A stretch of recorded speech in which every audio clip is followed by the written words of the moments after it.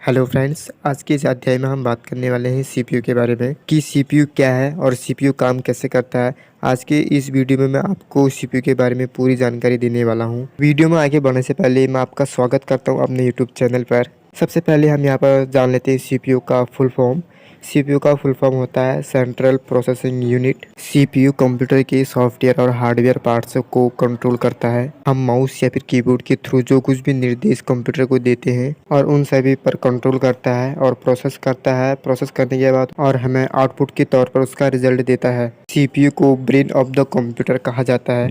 अब brain of the computer क्यों कहा जाता है? अब जैसे हमारे बॉडी के जितने भी पार्ट्स हैं वो हमारी ब्रेन से कनेक्टेड हैं। अब जैसे फॉर एग्जांपल के लिए हम किसी व्यक्ति से कुछ बात कर रहे हैं, उससे क्या बात करनी है, कैसे बात करनी है, तो ये चीज़ें हमारी कहाँ आती हैं? सबसे पहले ये हमारे ब्रेन में आती हैं। देन उसके बाद हम उसको उस चीज़ को बोल पाते हैं कि हमें उससे कैसे बात करनी है, क्या बात करनी है और किस तरह से बात करनी है। हम जो भी एक्टिविटीज़ करते हैं, बोलते हैं या फिर सुनते हैं, जो कुछ भी काम करते हैं, तो उन सभी पर हमारा ब्रेन का कंट्रोल रहता है। वही उन चीज़ को मॉनिटर करता है। ठीक इसी तरह से कंप्यूटर का जो ब्रेन होता है वो सीपीयू होता है।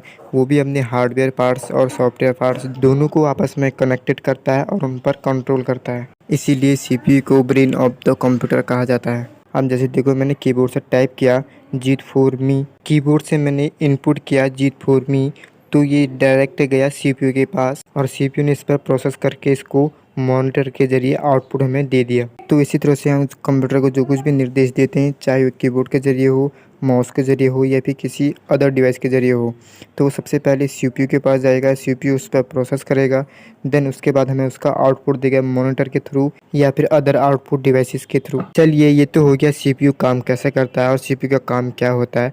अब बात करते हैं यूनिट ऑफ सीपीयू। अब देखिए, सीपीयू के पास इतना सारा काम रहता है। हार्डवेयर पार्ट्स और सॉफ्टवेयर पार्ट्स को आपस में कनेक्ट भी करना है, प्रोसेस भी करना है, यूजर की आवश्यकताओं के हिसाब से उसको जल्दी से सुपर फास्ट वर्क करना है, उसको जल्दी से प्रोसेस करके उसको रिजल्ट भी देना है। और भी कई सारे काम सीपीयू को अकेले करने होते हैं। एक अकेला सीपीयू इतने सारे काम कैसे कर पाएगा? सीपीयू पर अकेला इतना लोड ना हो तो सीपीयू के ये कामों को अलग अलग यूनिट में डिवाइड किया गया है। जैसे सबसे पहले है एएलयू, इसका फुल फॉर्म है अर्थमेटिक लॉजिक यूनिट। दूसरा है सीयू, इसका फुल फॉर्म है कंट्रोल यूनिट। तीसरा है मेमोरी। तो चलिए एक एक करके इनके बारे में भी जान लेते हैं। सबसे पहले है एएलयू।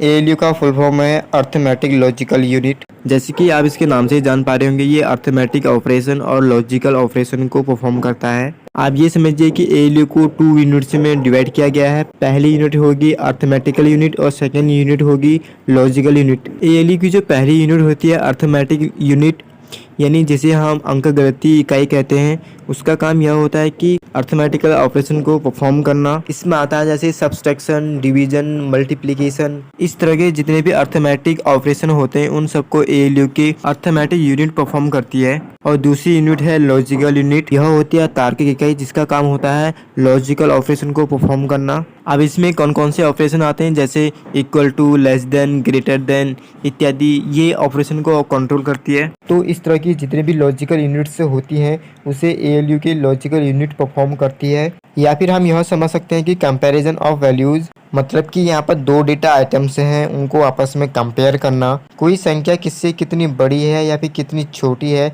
या फिर किसके बराबर है, इस तरह के सभी प्रकार के लॉजिकल ऑपरेशन को एएलयू के लॉजिकल यूनिट परफॉर्म करती है। इसके बाद तीसरी जो यूनिट है वो है सीयू, जिसका फुल फॉर्म है कंट्रोल यूनिट। कंट्रोल यूनिट जो है कंप्यूटर के सभी पार्ट्स जैसे हार्डवेयर या फिर सॉफ्टवेयर दोनों पार्ट्स को कंट्रोल करके रखता है। कंट्रोल यूनिट कंप्यूटर के पूरे सिस्टम को कंट्रोल करके रखता है, जैसे इनपुट डिवाइस को डाटा कहाँ से लेना है और उसको कहाँ स्टोर करना है, एएलयू के डाटा का क्या करना है और जो प्रोसेस करके जो फाइनल रिजल्ट बनता है और उसको आउटपुट डिवाइस तक कैसे भेजना है। इस तरह सभी प्रकार के कार्यों पर कंट्रोल यूनिट का कंट्रोल रहता है। कंट्रोल यूनिट खुद से कोई प्रोसेसिंग का काम नहीं करता है, बल्कि जो ये प्रोसेसिंग का काम हो रहा है उसको कंट्रोल करता है कि कौन सा काम कैसे करना है, कब करना है और किस तरह से करना है। मेमोरी से डेटा को एएलयू तक लाना है, उस पर प्रोसेस करना है। साथ में ये सभी कार्य को अच्छी तरीके से करवाने का काम करता है। कंप्यूटर के सभी कार्यों पर इसका पूरा कंट्रोल रहता है। इसके बाद तीसरी यूनिट है मेमोरी। मेमोरी कंप्यूटर की सबसे इम्पोर्टेंट यूनिट होती है। बिना मेमोरी के कंप्यूटर कोई सा भी काम नहीं कर पाएगा। मेमोरी सभी प्रकार के डेटा को स्टोर करने का काम करती है, जैसे कोई software, application, photo, video, song इत्यादि कई सारा डाटा को स्टोर करने का काम करती है।